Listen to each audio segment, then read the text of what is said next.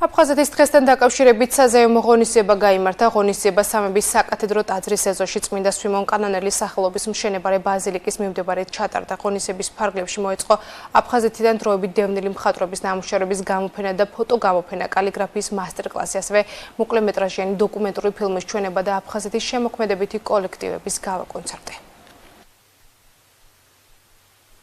გიოცოთ აფხაზეთობას 2025 წლის აფხაზეთობა ეს ძალიან განსხვავებული. ჩემი კალიგრაფიული ნამუშევარი მიუძღვენი დღევანდელ დღეს და მადლობა ძალიან დიდი ამ შესაძლებლობისთვის.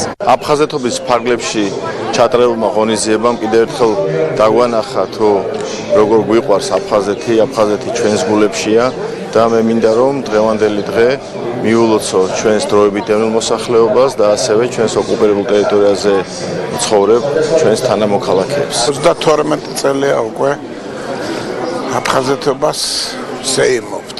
ეს არის ზეიმი, ცოტა ცრემლებით ახლავს ყოველთვის ამას, იმიტომ რომ უსამართლობა მოხდა.